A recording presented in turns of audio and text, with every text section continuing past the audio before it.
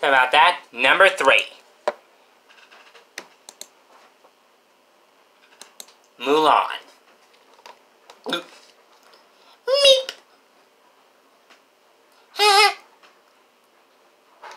Help me. Now, and I'm not talking about the original, because that was great. I'm talking about the sequel. Huh? Why is anybody clobbering me? We don't want to clobber you over that film. Really? Because I have some very negative emotions about that movie. And if that happens, I'm clobbered. So, let me go get my help sign. And just say it's not a very good Disney movie? It's like all the Disney fans are agreeing with me. Now here's why. It's establishing what we already knew from the first film. Mulan doesn't want marriage because, well, she did want marriage, but when her husband, when her husband, because of Mushu, dies, she does what she did in the original, almost does. Gets married to help with peace. Blech. Mushu, why? There's still a loophole in your plan. Once Mulan marries to a new one, her husband's ancestors will take over.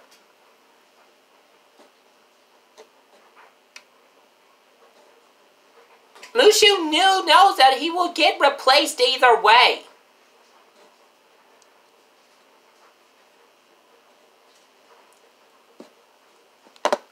So whatever happens with this film in a live, I just hope the live-action remake was half decent.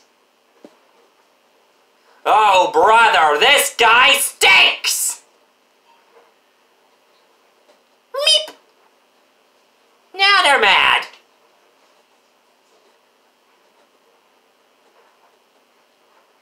Hey, I haven't seen a live-action remake yet. It can't be that bad. Can it?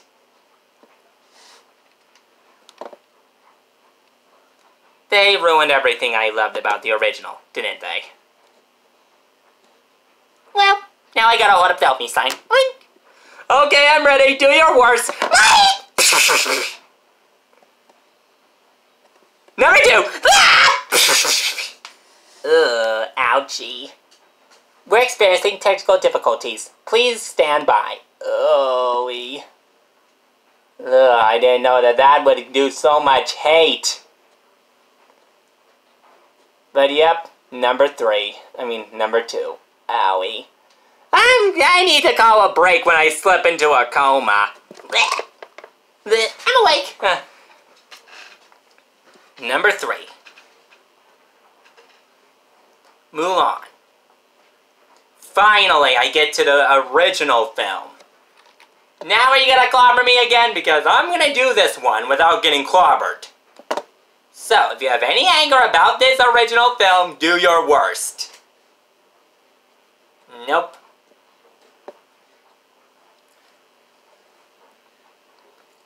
Great, now I'm gonna nail my door shut so no angry bronies get in. There we go. Now, no more angry fan rage. Alright, so what did I think of the original? The original is a classic. There's no need changing required. It makes me think that maybe I was a little wrong. When am I talking in Dr. Seuss rhyme? Well, someone may have turned on my rhyming, and now that's how I will talk in this review. I think he's broken!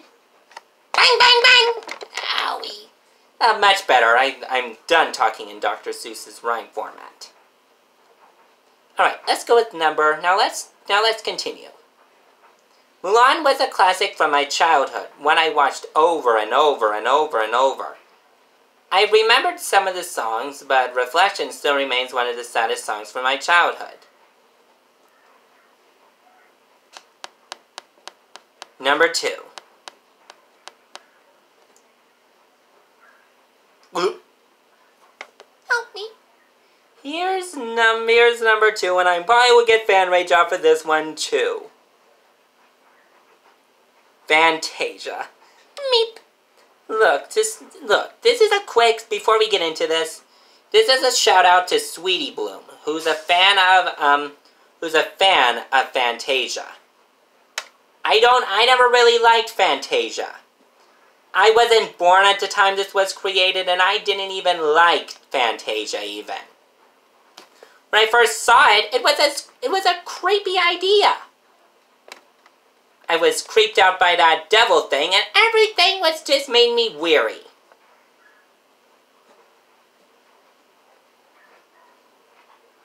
So now that this part of the review is done, you can clobber me as you wish, Fantasia fans and all. Uh-oh. Meep! Before we get into the number 1, here's some honorable mentions. Ah! Ugh. You know what? Let's not do any honorable mentions, because I don't want to get clobbered again. Fan rage! Who knew? I'm gonna go reinforce my secret rift door now.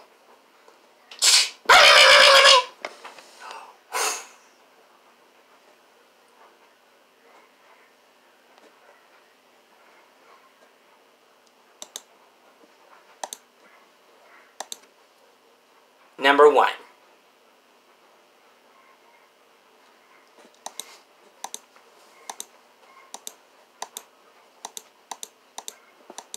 Alice in Wonderland, 1951. Finally, I get to a real gem of my childhood. A diamond in the rough, if you will. This is the one film I remember watching over and over and over and over again and not liking. But when I was a teenager and I joined a secret rift, but when I was a teenager and joined in with the Brony Analysis community, but when I joined the Brony Analysis community and I found out there were fans of Alice in Wonderland in that community,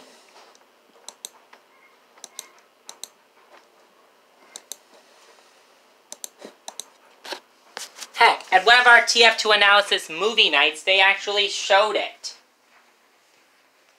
And I thought, what have I done? It made me think back to my childhood self. The childhood self I had locked up in my mind. The childhood self who was traumatized by Alice in Wonderland and scared. But then I realized it wasn't of the 1951 that traumatized us. It was a 2010 remake that started all this kerfuffle. So maybe now I can see Alice in Wonderland in a better light. Thanks to everyone in the Brony Analysis community for showing me that the true devil of my childhood was the 2010 Alice in Wonderland. I think my heart just grew 3 sizes today.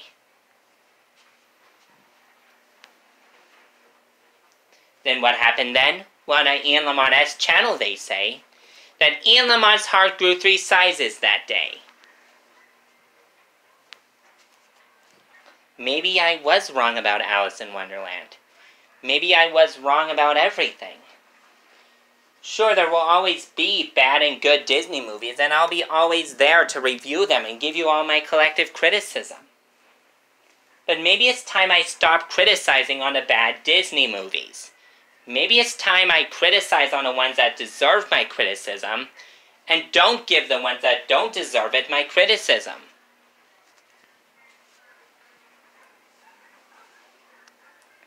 So until next time, this is Ian Lamont. I'll see you guys next time. Gotta nail my door shut. Gotta go nail my secret door shut. Watch your fingers! Bye!